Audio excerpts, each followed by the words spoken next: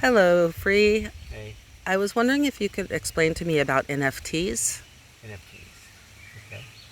Um, so an NFT is a non-fungible token, um, and a token's kind of like Bitcoin. It's like it can be electronically traded, recorded, traded on a blockchain.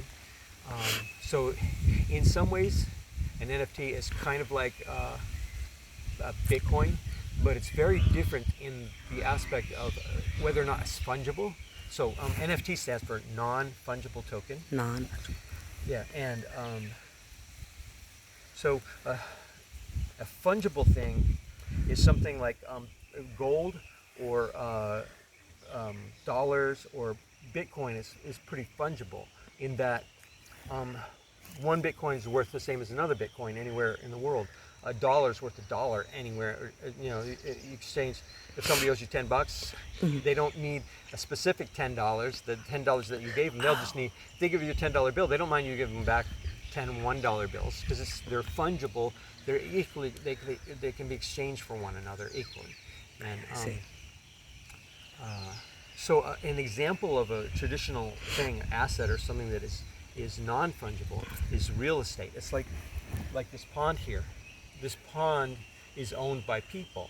I mean, the land is owned by people, and it's real estate, and that's not fungible. I mean, here we have, like, say this 4 acres of land right here.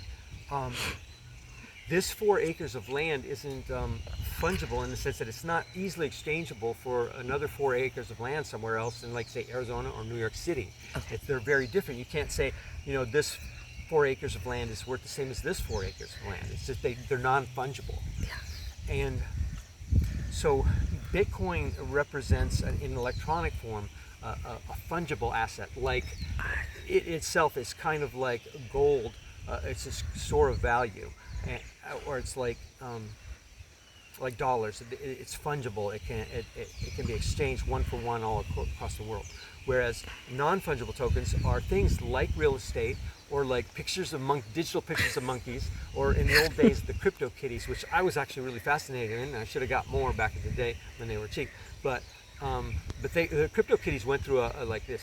They got really sky high in prices, but then I think that all crashed. I'm not sure what the crypto kitties is right now, but I'm sure if you had some original crypto kitties that you bought for a dime back in the olden days, they could be worth a lot right now. I don't know. So NFTs could be worth nothing. Like a digital monkey now might be worth $1 million, but tomorrow it might be worth nothing, or it might be worth 10 million. You don't know.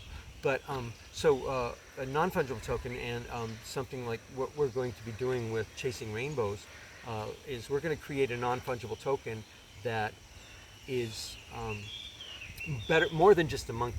So, for instance, we were talking about assets earlier, like the assets of Chasing Rainbows NFT LLC, the company,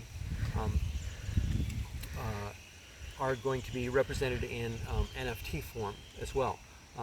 Like, for instance, we have a traditional website called ChasingRainbowsTheMovie.com, and Yes. that doesn't even have any content right now. But neither our other website, ChasingRainbows.nft, is a unique kind of website in that it itself is an NFT, and the NFT owns all the intellectual property of this Chasing Rainbows project, and that includes the reality YouTube channel that's based on this farm back here at Shambhala Farm, and the people who live there. So there's that reality show, that YouTube channel. But then another asset of that NFT is the story and screenplay for Chasing Rainbows, and eventually the movie I understand. Chasing Rainbows. So those are all represented by the NFT. And anyway, I hope just to recap, it's NFT is like Bitcoin, but it's not fungible, and that's its difference from Bitcoin. Bitcoin is fungible, and NFT is non-fungible. Okay. Very good explanation. Thank you for clarifying that. You're welcome. Thank you.